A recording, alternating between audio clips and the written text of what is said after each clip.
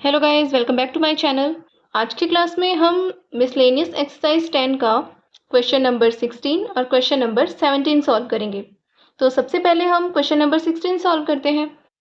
If theta is the angle between two vectors, vector A and vector B, then vector A dot vector B greater than equals to 0 only when. यहाँ पे theta के लिए हमें 4 conditions given है।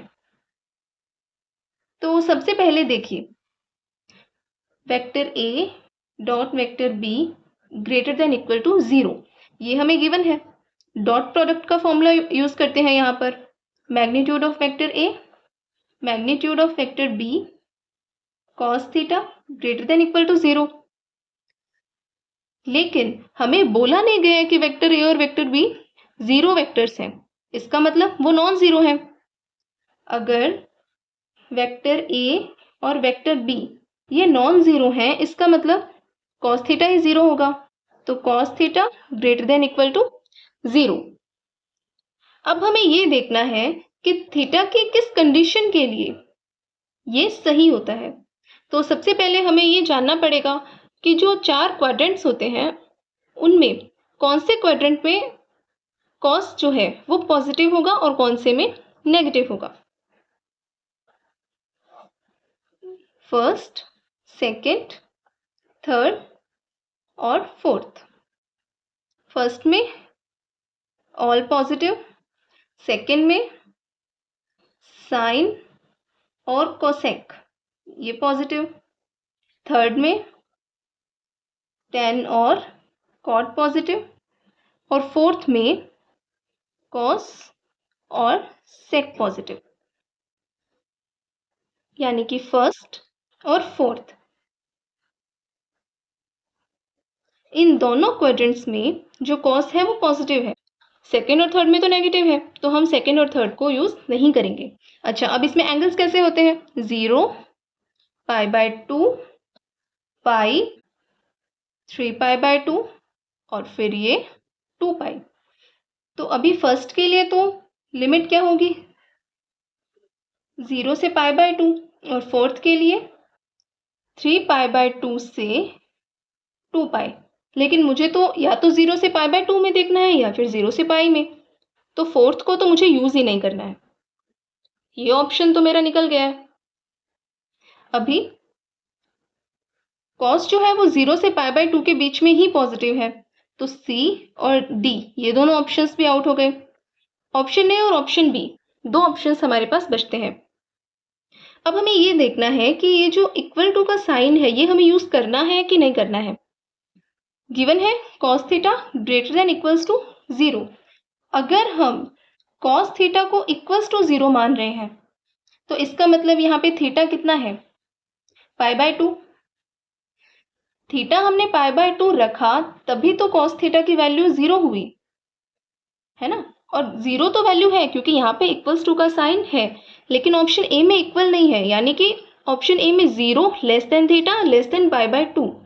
जो angle है वो 0 से π/2 के बीच में है, ना 0 है ना π/2।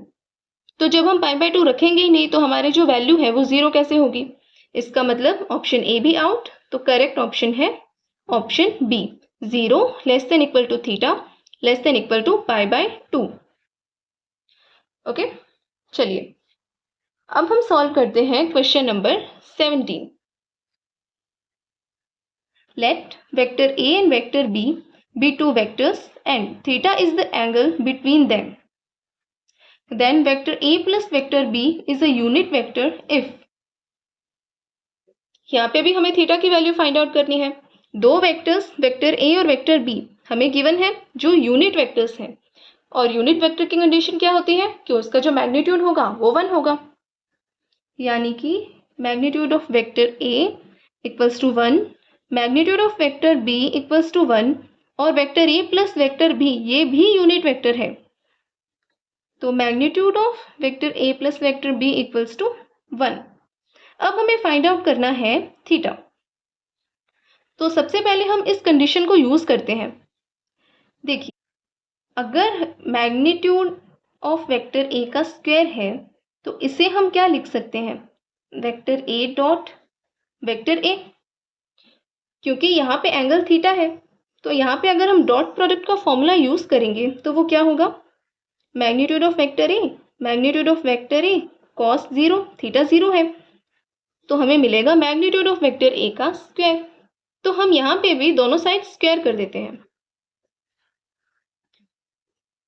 Magnitude of vector A plus vector B का स्क्वायर इक्वल्स टू 1। ये सेम कंडीशन हम यहाँ लगाते हैं, तो हम इसे लिख सकते हैं vector A plus vector B dot vector A plus vector B equals to 1। अब इसे हम सॉल्व करेंगे।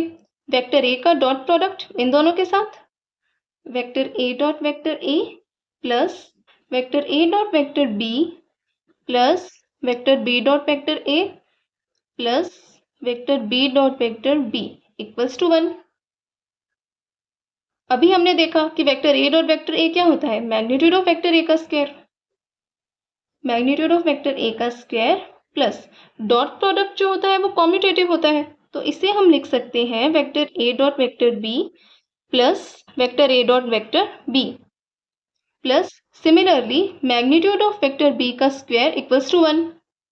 अभी वेक्टर ए और वेक्टर बी दोनों यूनिट वेक्टर्स हैं, तो इनके मैग्नीट्यूड भी 1 है। 1 plus 2 vector A dot vector B plus 1 equals to 1, यानी 2 plus 2 vector A dot vector B equals to 1। तो यहाँ से हम vector A dot vector B की वैल्यू फाइंड आउट कर लेते हैं। 2 vector A dot vector B equals to 1, sorry -1,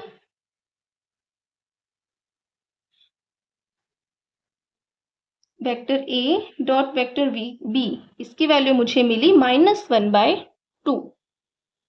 अब देखिए डॉट प्रोडक्ट का फॉर्मूला हम यूज करें अगर यहाँ पर, तो magnitude of vector A magnitude of vector B cos theta equals to -1/2। अब वेक्टर ए और वेक्टर बी दोनों के मैग्नीट्यूड तो 1 है, तो कॉस थीटा की वैल्यू मिली -1/2। ओके, कॉस थीटा की वैल्यू मिल गई है। अब मुझे थीटा की वैल्यू फाइंड आउट करनी है।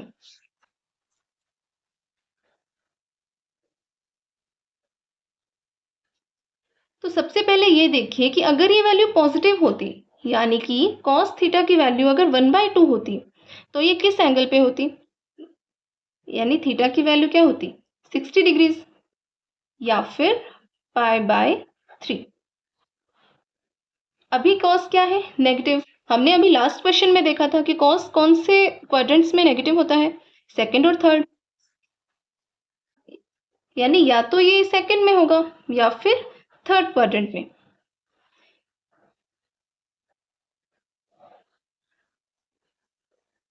सिक्सटी डिग्री पर यहाँ है कॉस थीटा जो कि है पॉजिटिव।